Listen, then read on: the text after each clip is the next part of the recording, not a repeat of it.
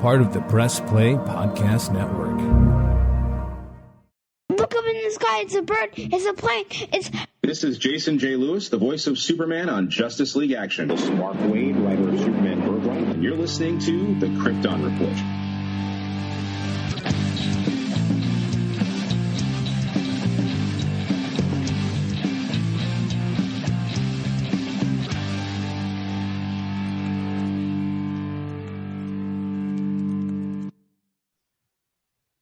Welcome to the Krypton Report. In this episode, it's going to be just James. Goodbye, everybody. Whoa. I got put on the spot.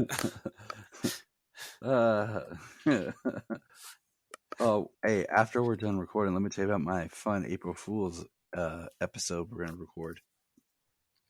Okay. I thought about just putting it as a regular non-April Fool's. But then I thought, you know what? People might not like it. But if I say it's April Fool's, they might. So what's up, man? How you been? Oh, just so busy. So busy lately. This is James, everybody. His name's not James anymore. It's Superman Red. This is Superman Red. And if you're wondering what I'm talking about, then that's pretty sad. So, anyways, it's September. I think this is technically our first recording in September, right? No, we did one, didn't we? Yeah. Right? For September? Yeah. The McFarlane... Yeah, that was in September. Yeah, good us. Toys, yeah. I'm off my game. Long day. But, anyways, we're going to talk some World War Apocalypse. It was a long day, but a good day. And comics and James. We're going to talk some James. So, without further ado, let's check in with the desk and talk to Ollie. What's up, Ollie? Ollie's not here today, so let's go back. Okay, let's talk some news. You got some news? We got some news. Okay.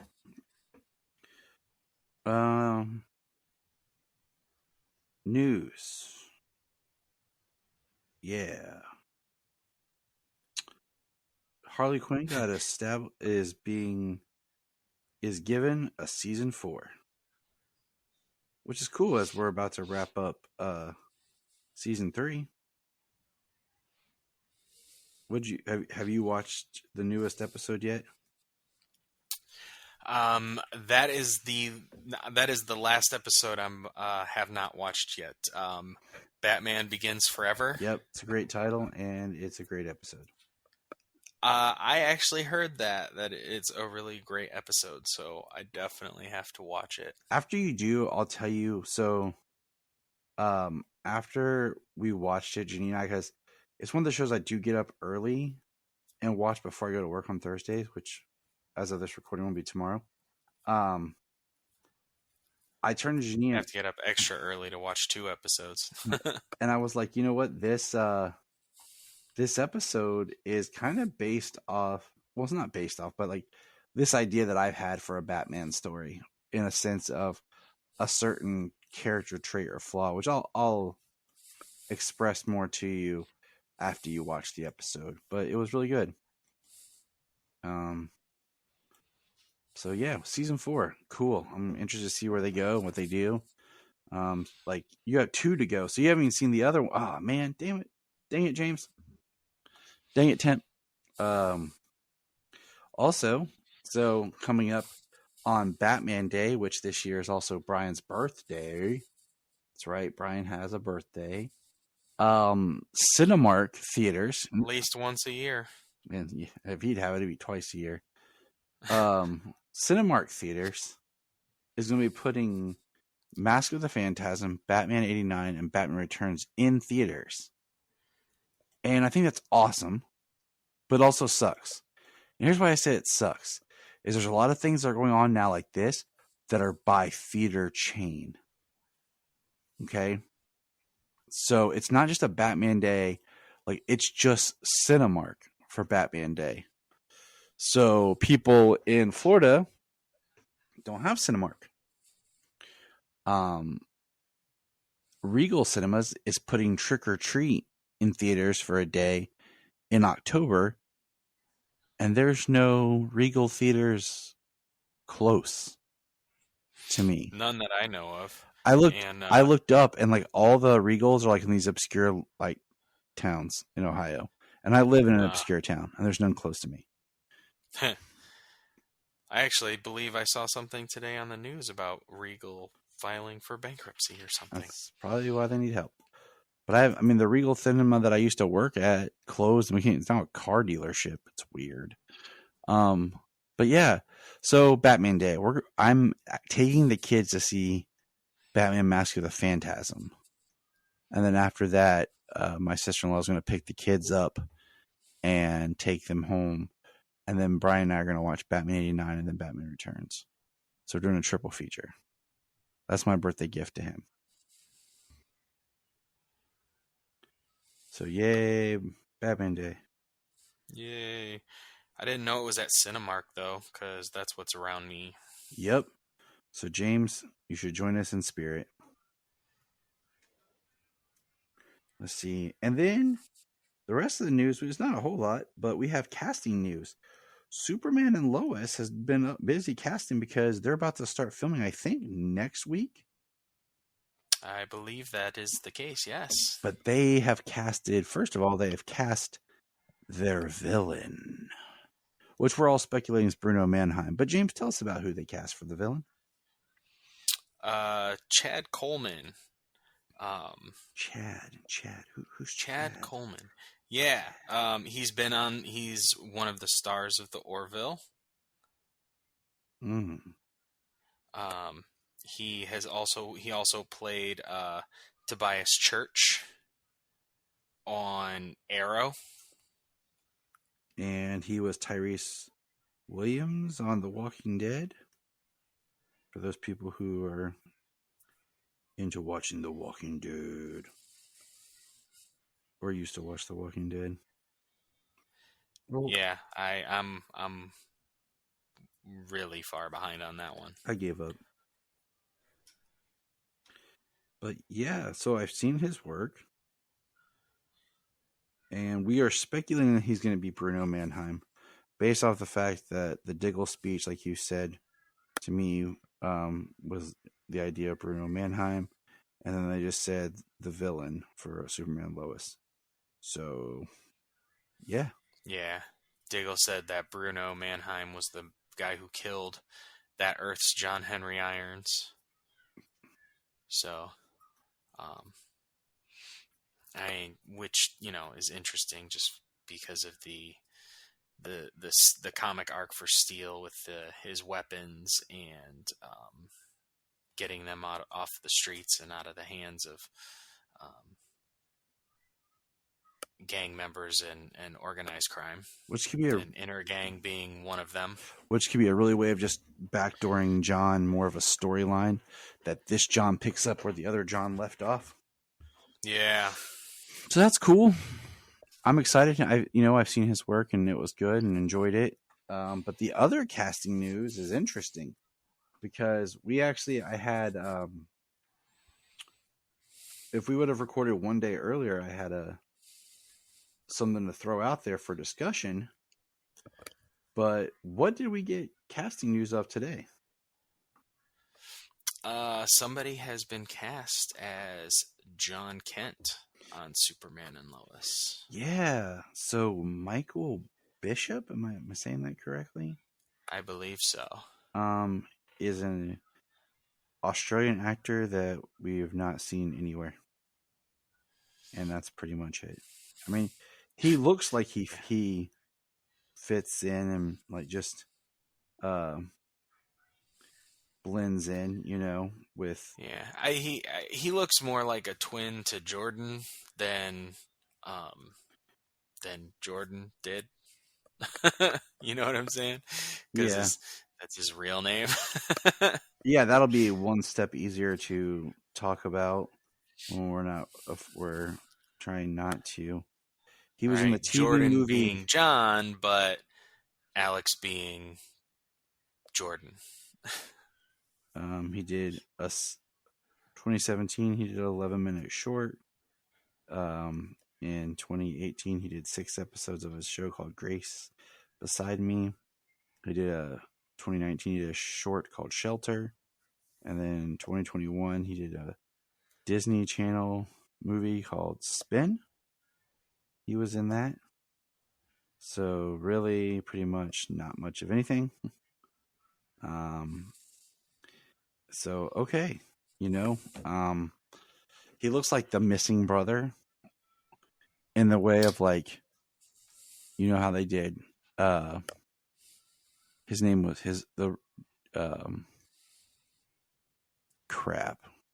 wasn't it Adam? Yeah, it was Adam on Supernatural. The third Winchester brother.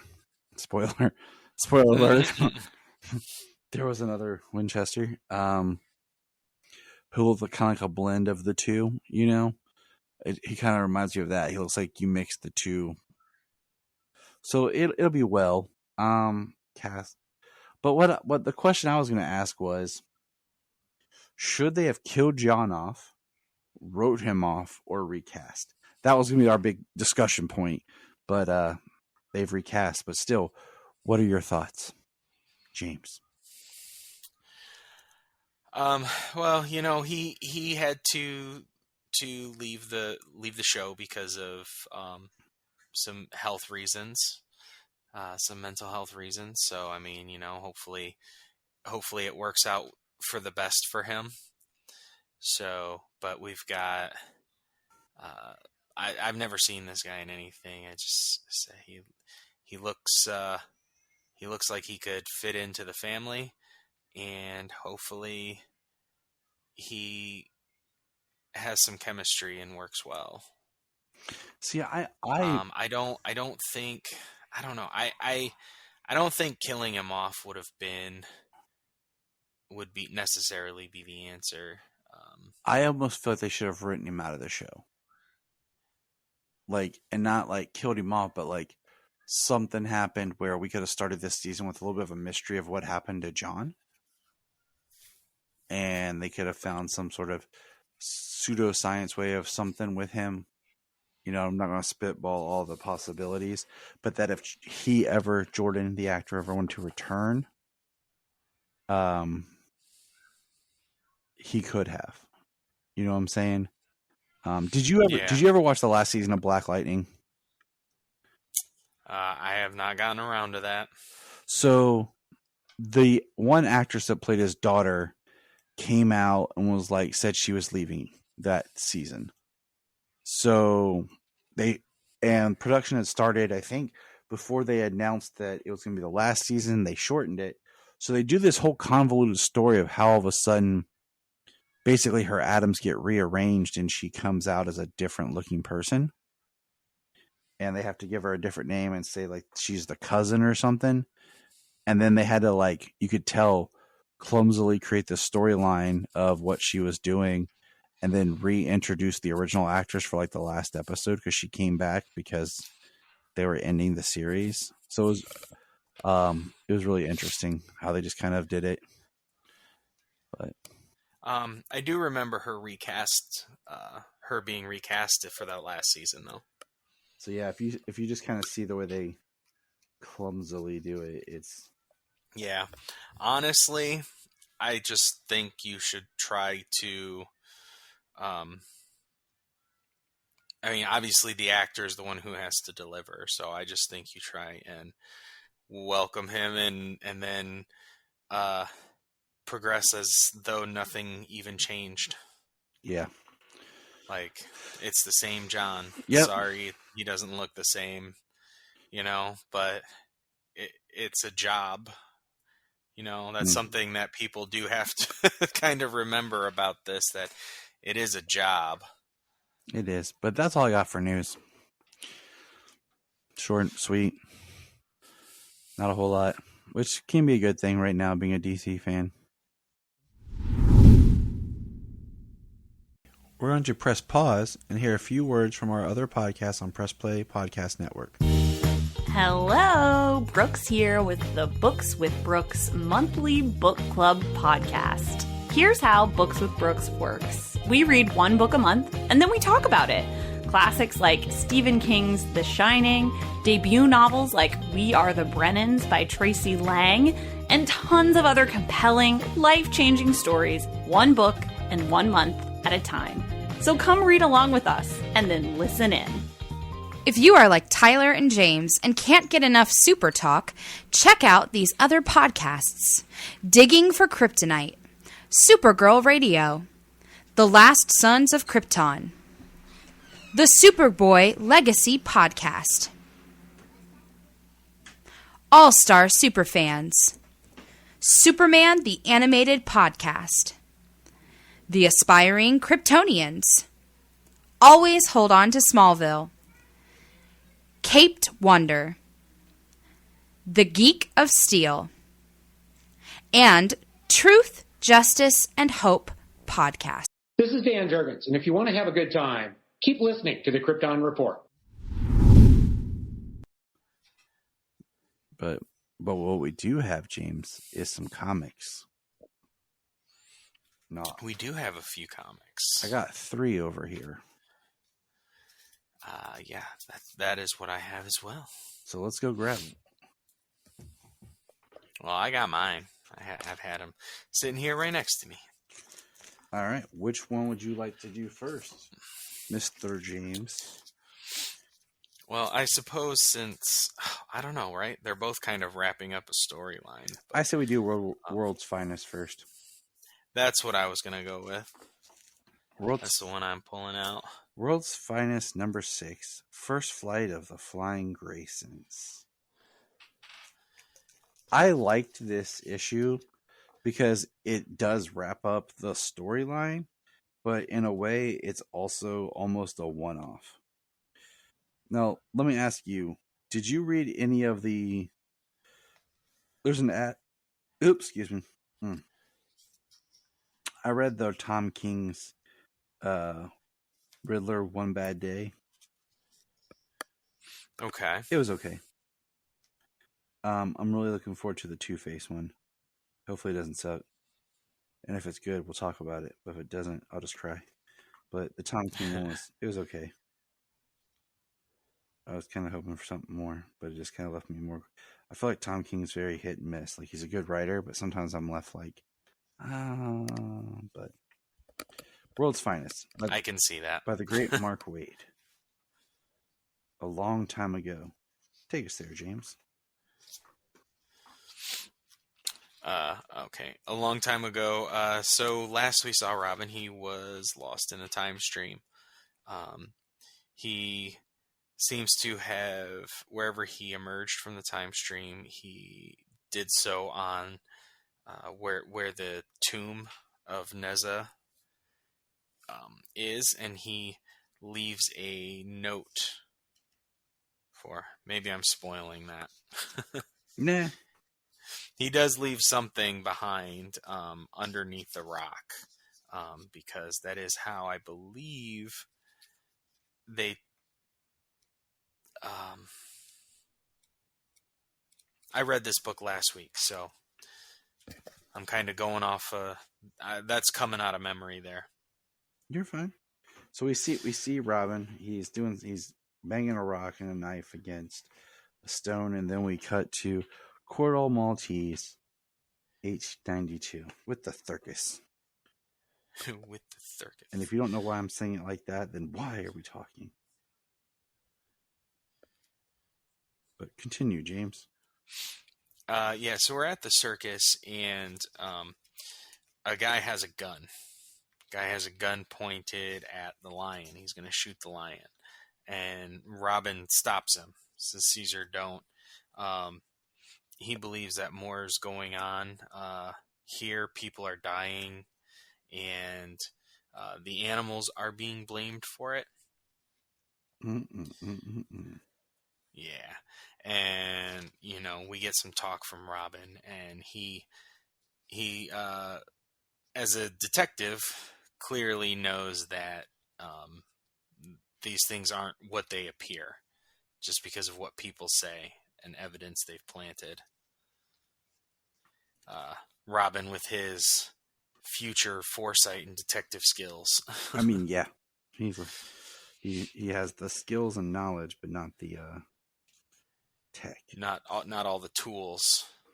You know, he's doing all this stuff very basic like.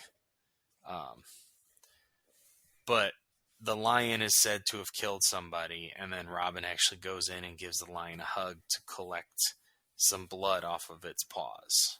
Because he's a genius. Because he's a genius. 3, he's saying how 3 new people had joined the circus before it left town, before it moved on. He tests it. He says that the blood was animal blood, not human. So the lion didn't kill anybody. No, it didn't. He is talking about, he's kind of reminiscing about the circus, about flying as a trapeze artist. And he's performing some trapeze, and who should catch him but Batman? Yeah, this Batman was this one kind of caught me for a second because I was like, wait, is that for real? I was like, oh, it is. Yeah. Okay, so yeah, here we are. We come up to where he probably would be, or where he knew they would be, and here's where he left a note. Hey guys, come find me, Robin. Mm-hmm. Which is pretty smooth. Which is pretty sweet. But yeah, when at first I thought he was imagining Batman there, but nope. And then there's Superman, and they show us the note, and Superman's a strong man. Get it?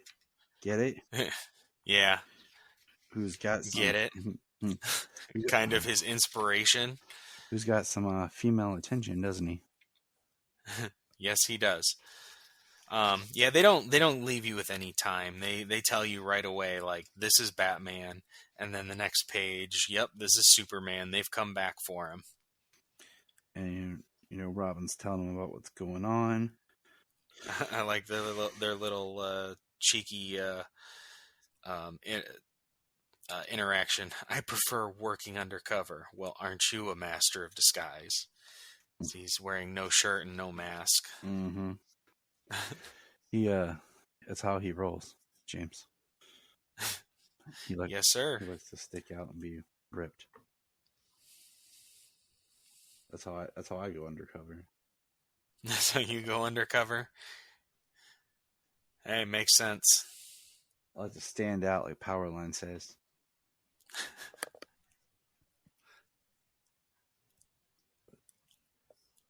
But yeah, so they start to perform.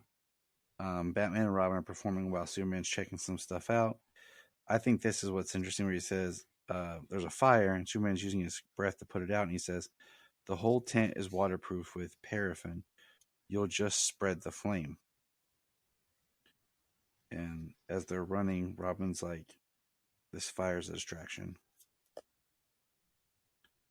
And Superman's getting people out of the fire.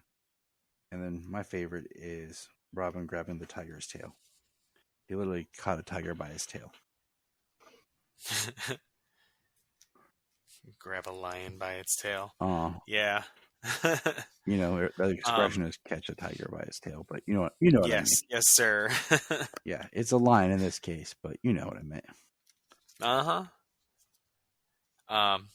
Just clarifying for the listeners, they might not be flipping through their own book. They're like, Tyler, you're an idiot. And I'll be like, huh? Can't exactly argue with them right here. Lions and tigers and bears. Right. Well, so the reason that Robin grabs the lion's tail is the fire is a distraction, and one of the new guys on the circus, one of the 3 new guys, who is accusing the lion at the beginning of the story, he's been locked in the cage with the lion to actually be killed by the lion, mauled by the lion. So Robin and Batman go to save him, and Superman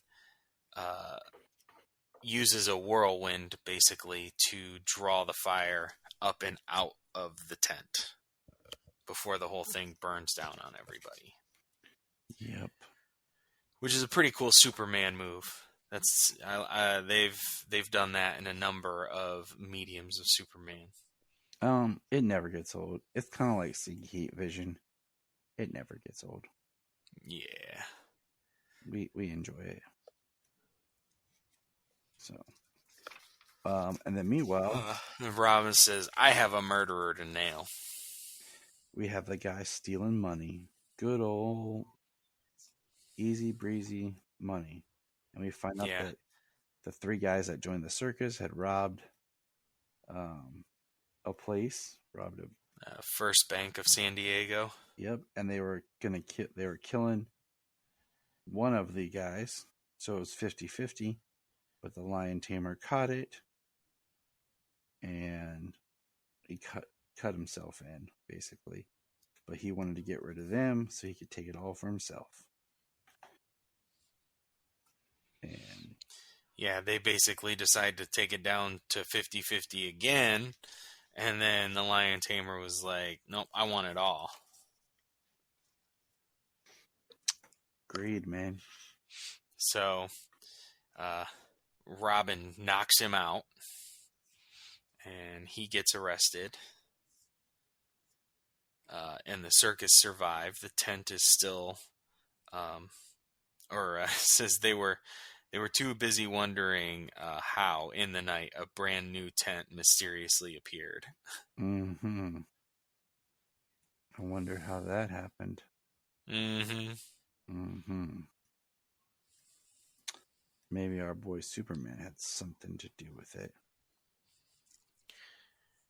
Oh, more than likely. I mean, Batman's got a lot of pull. I don't know if he's got a lot of valuable money in this day. He went and typed in some of the old... I don't think it said how far back Robin was. It said 18... Hold on. Did it? Oh, yeah, it does. At Corto Maltese at the beginning. There we go. 1892. I missed that. Yeah. So, wow. But I like this.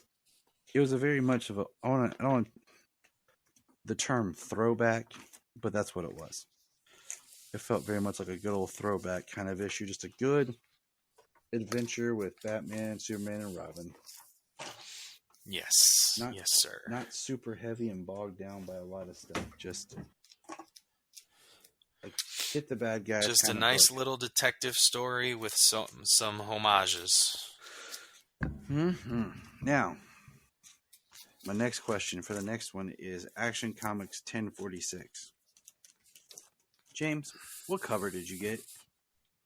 Oh, I got Bermejo. I've been waiting for his Action Comics covers since I heard he was going to be doing variants for that moving forward. He was going to stop on the detective ones and switch over to Action.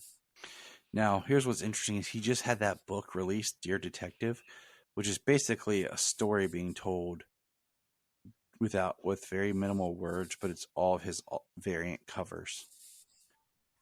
I'm going to get that book because I love his work. Yeah, I want that book. I saw it. I was like, oh, this is a great time for me not to be able to be buying more books. Yeah. We might have to start reading old comics and then wait for the new stuff to start hitting. DC Universe. Yeah. Yeah, we may have to go with some old storylines and then... Let's go find someone that people hate. Let's talk about those. But no, Bermejo is like the one artist that when he does variant covers, I buy them. Yeah, I was buying Detective for a little while. Oh, excuse me. Nope, we yawned together. It's that red and blue thing. Yep. It's that we're old.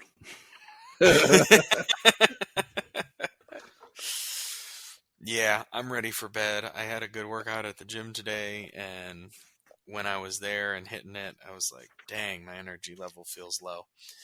And so, yeah, just continued to go for the rest of the evening. Huh.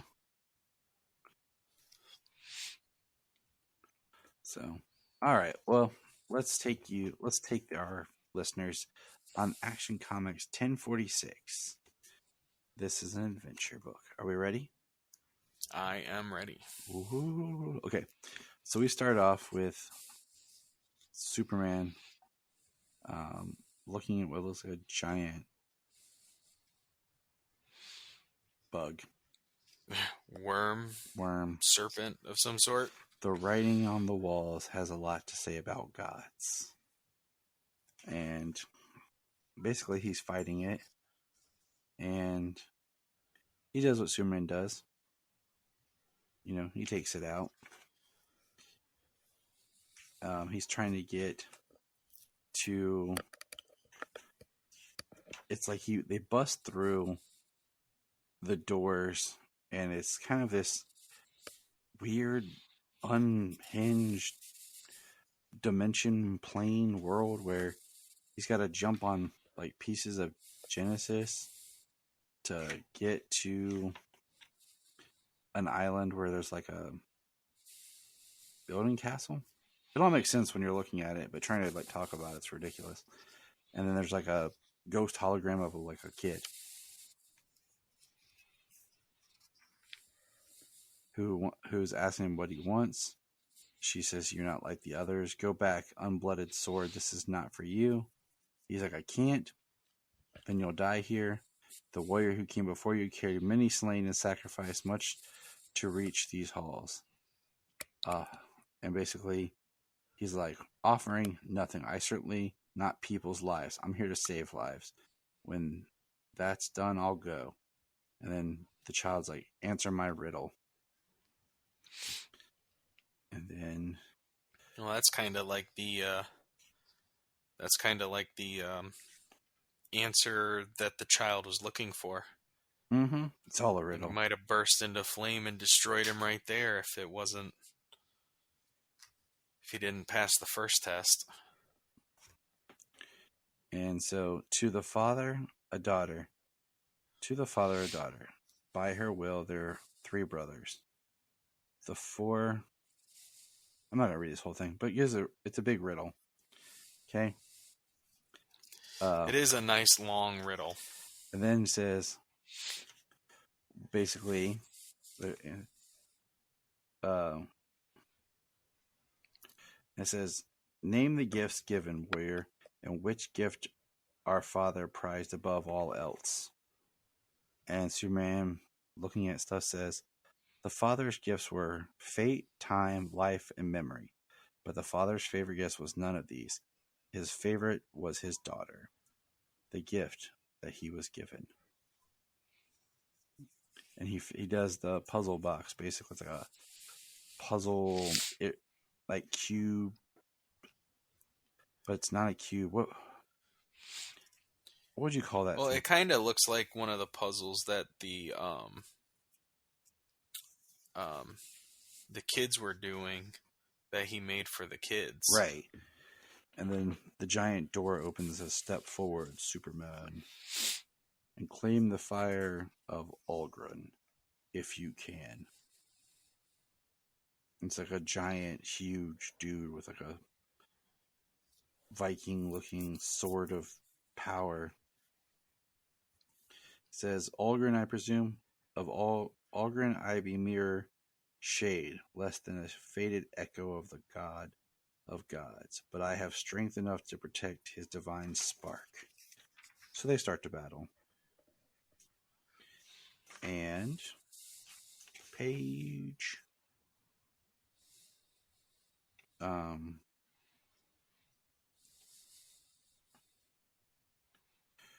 as they go to battle,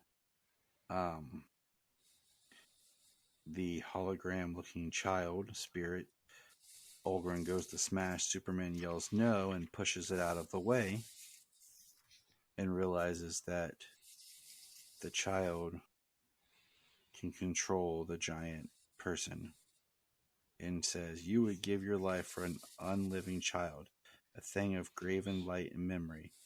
And Superman says, "You don't seem unliving to me. You are worthy of your name, Superman, and a worthy Soul bearer of Olgrin. His fire is yours now. Take it into your flesh, and you'll be stronger than ever. You are God in form and purpose. So now Superman comes running out, back through everything, flying, does a superhero landing, and then finds... It's really bad for your knees. Yeah. Krylux. And he says, "What have you done?" "I'm sorry, El." "Krylux, why?" "I don't expect you to understand. I'll give up the fire of Olgrin." "I need to know why after everything." "Enough," says a voice, "or I will kill these grubs before your eyes." And there's Mongol with his sword and the two kids. Yeah. Krylux betrayed them. Betrayed Superman. Krylux, what the X, man? Yeah. Yep, betrayed them, betrayed him to Mongol. The Mongol who is. The Mongol who is, yes. I like the art for the Mongol who is right now. It's pretty cool. Yeah, I agree.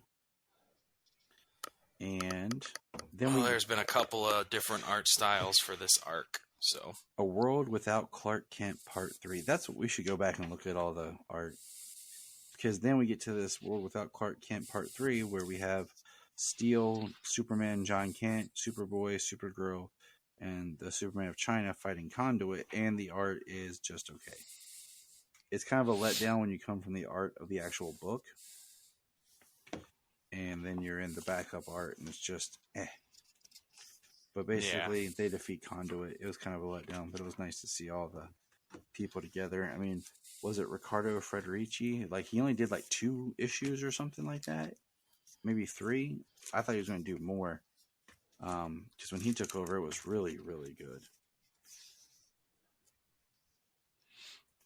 But yeah, that ends Action Comics. And then it's so weird that then to wrap up the title, they do these specials. Because it just kind of throws off, like, if you're just reading Action and then, like, you grab the next book, you're like, wait, what happened? You have to go track down this Superman World War Apocalypse special #1 to actually finish the storyline. Yeah. Which I think is kind of oversized issue to finish the storyline. Which I think is kind of crap, okay? That's all I'm going to say. That you can't just read a title straight. You have to go and buy this. Like, why not just make this?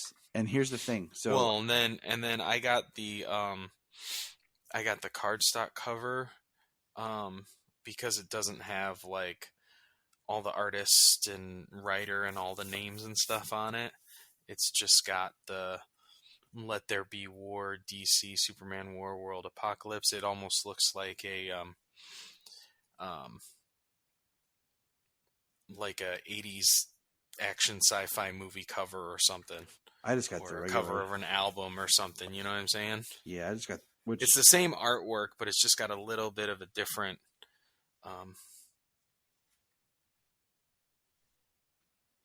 Look to the whole cover. Gotcha.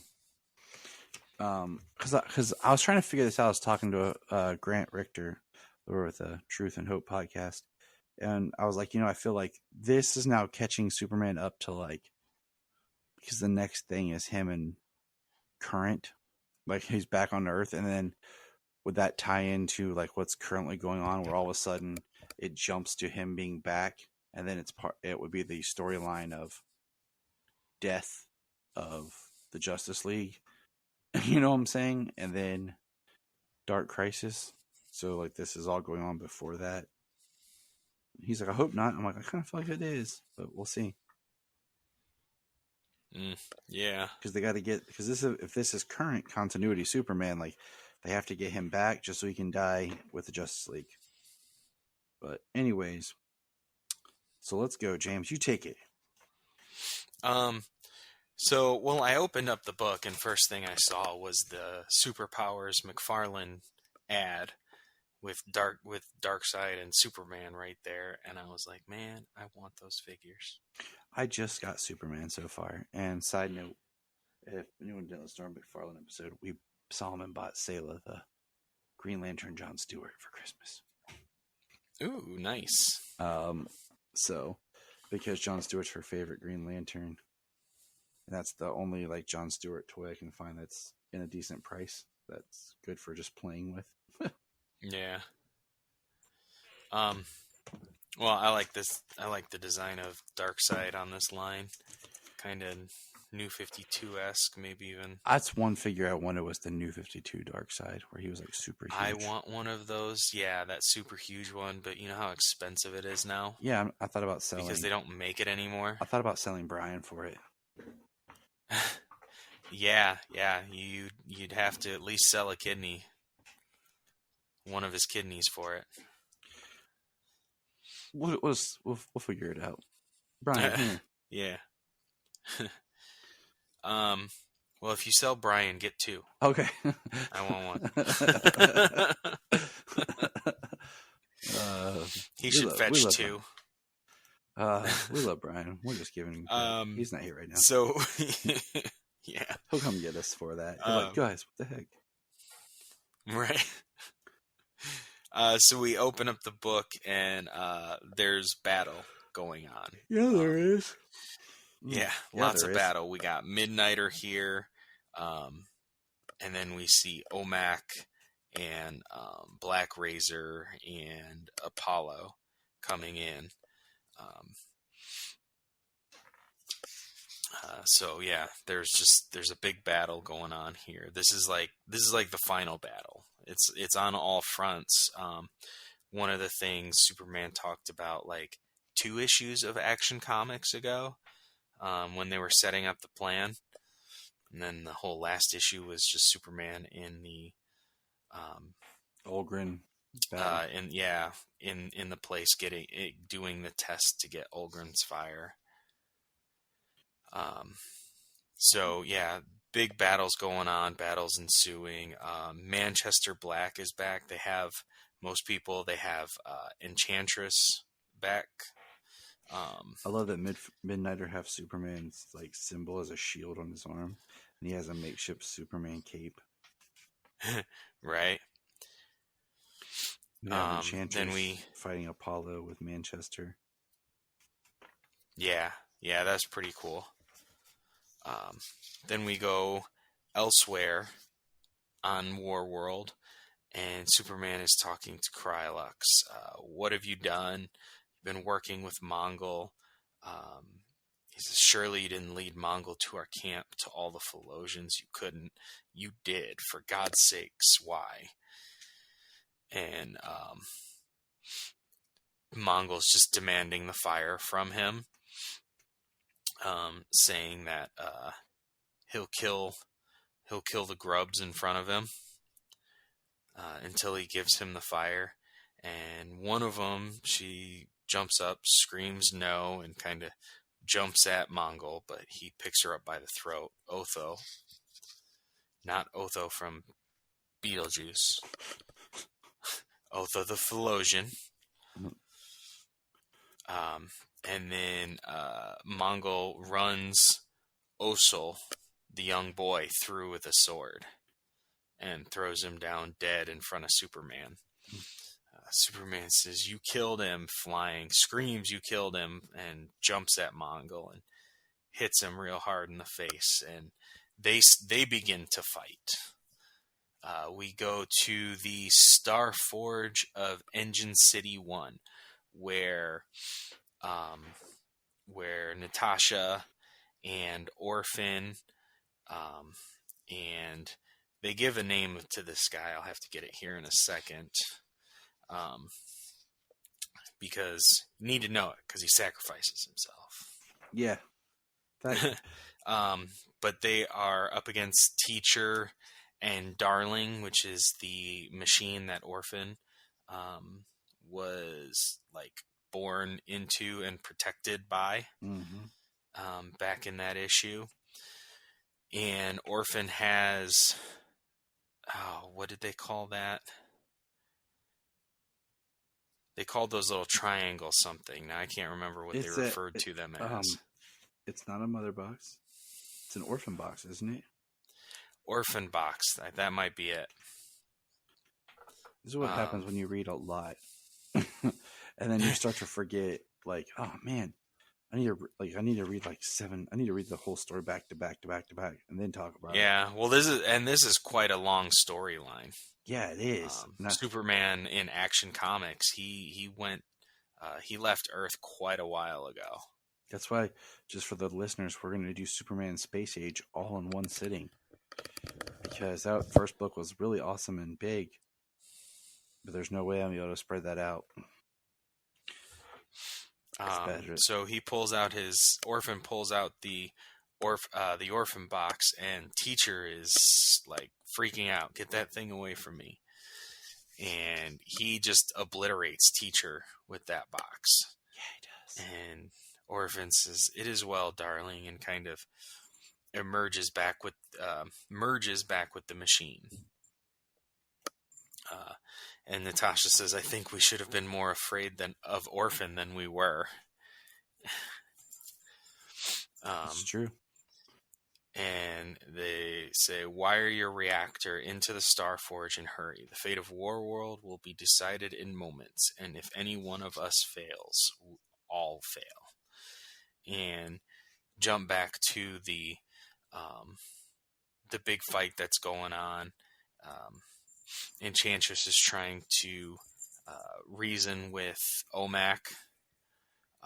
Apollo is now coming in after Manchester Black and Midnighter. Yeah. And then we turn the page and it cuts back and it's Superman battling Mongol with Krylux.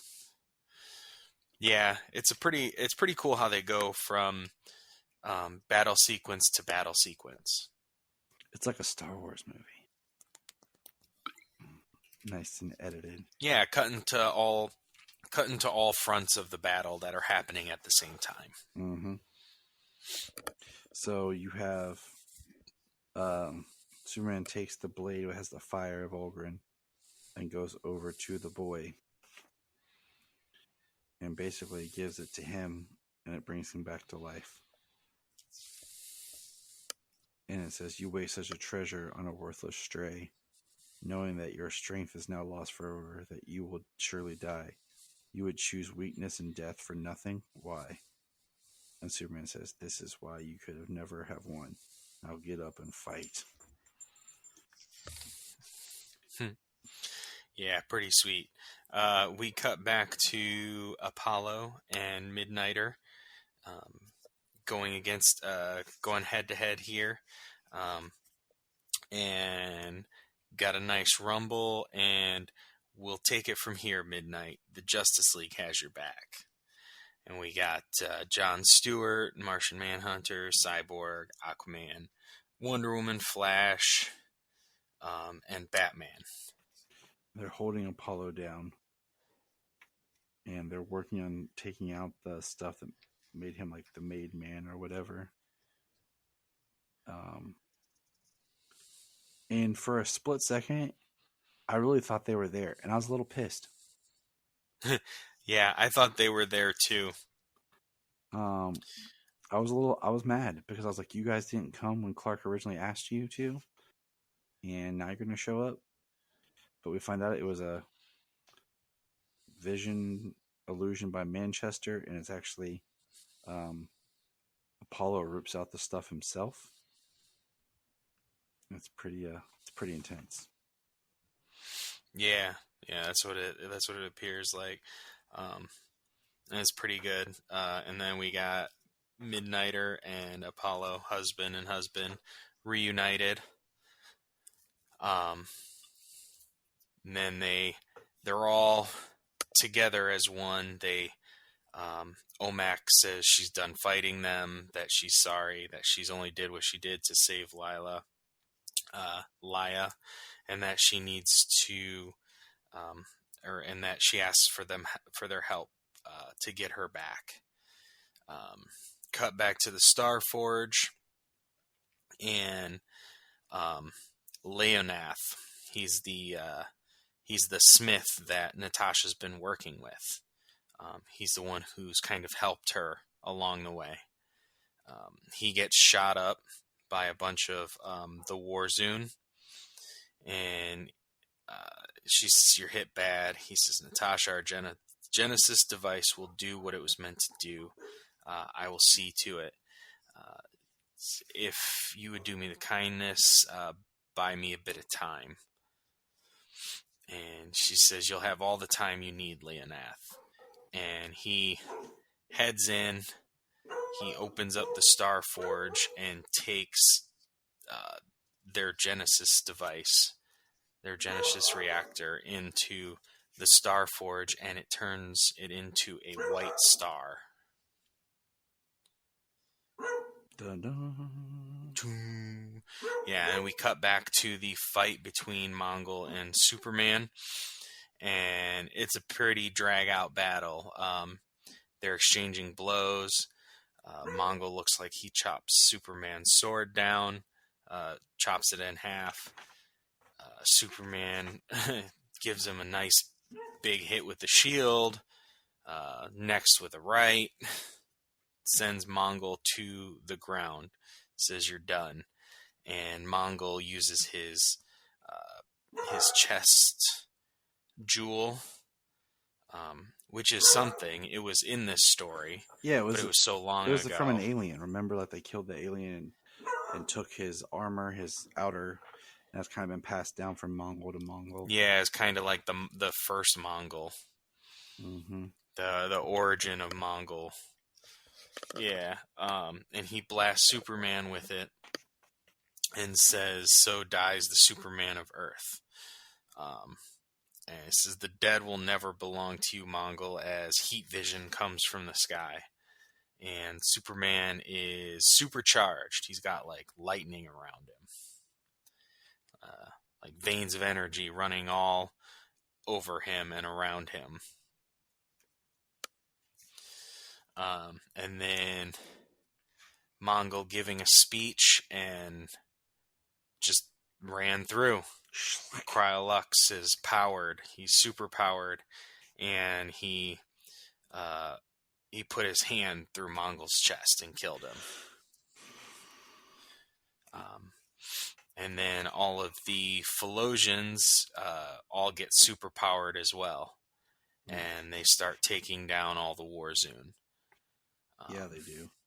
Yeah, Laia, she senses, she knows what's happening, and so she's off to the reactor.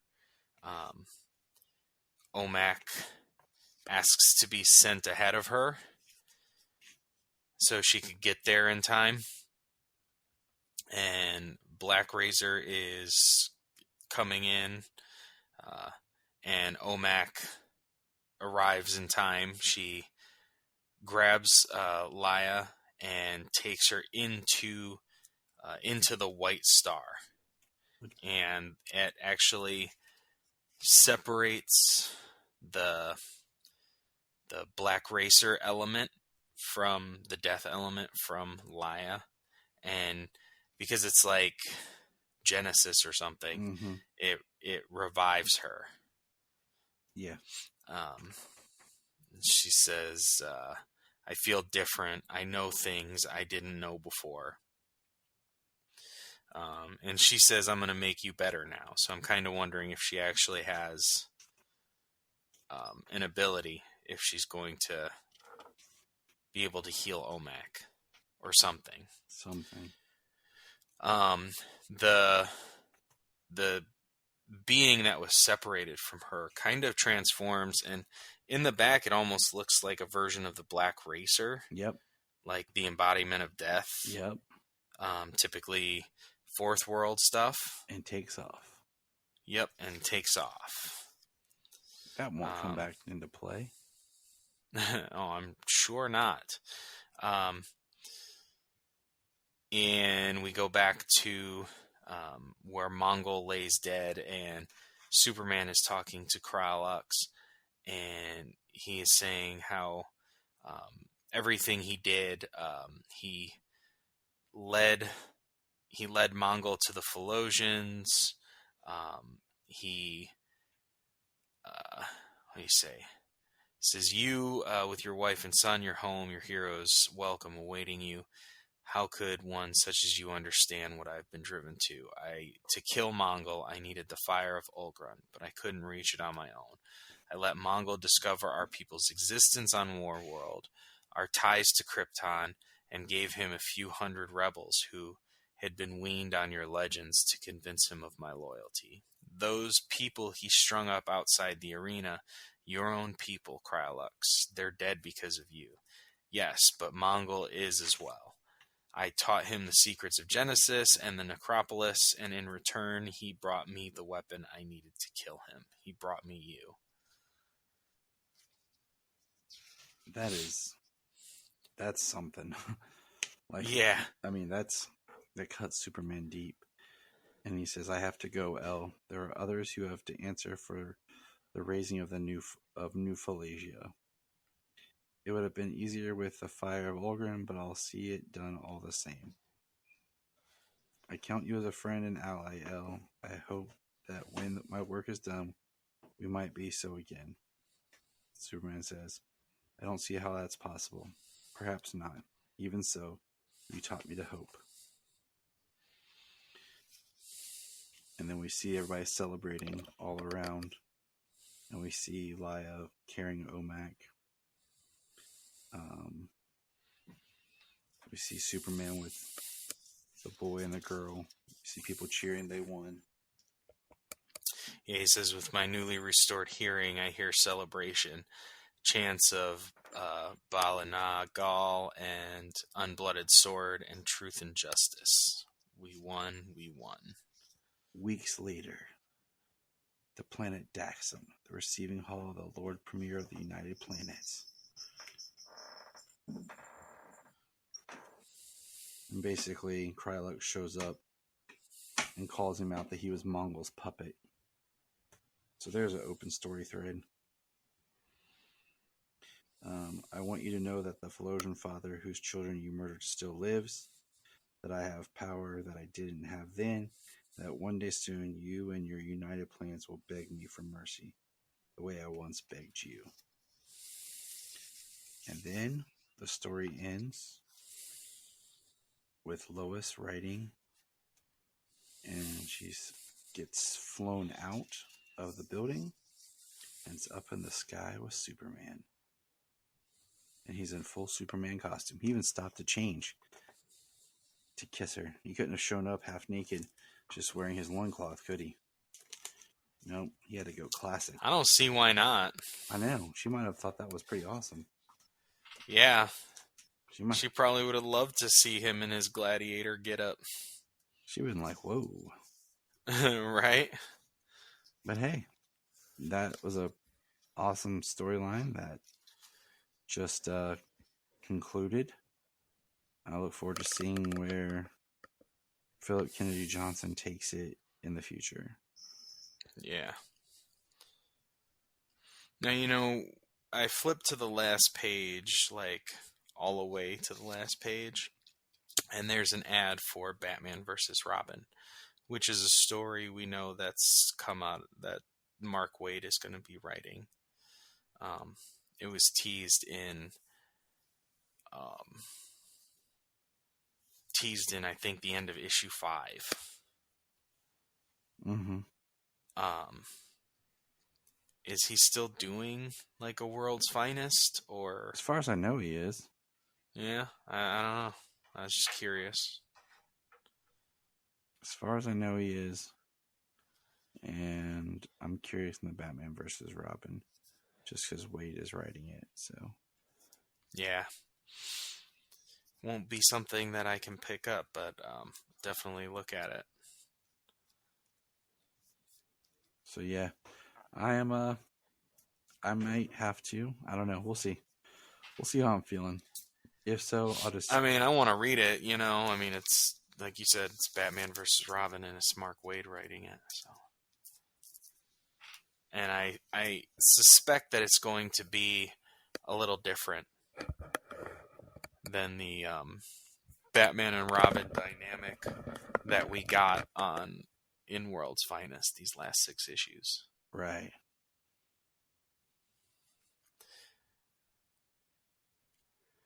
Because the cover looks like Damian Wayne's latest Robin costume.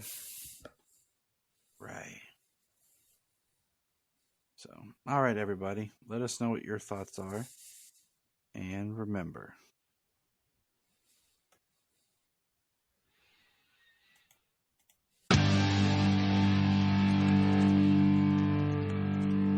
Look up in the sky. Yes, it's me, Sailor. We just want to say if you've enjoyed this podcast, please check out other podcasts on the Press Play Podcast Network. remember to check out Krypton Report on all social media platforms. Go to linktree.com/Krypton Report. You find all of our information right there. $1 a month, you'll get extra special content that you don't get on the main show, like movie commentaries and whatever else comes out of our mouths. So check it out, patreon.com/Krypton Report.